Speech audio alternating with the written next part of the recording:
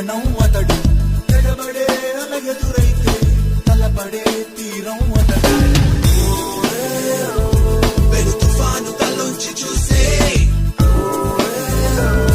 తొలి వింటుకడం అతడే తన ఎదలో పగ మేల్కొలుపుతూ ముడి దుడుకుల వల ఛేదించుతూ ప్రతినిత్యం కథనం జరుపుతూ చెలరేగే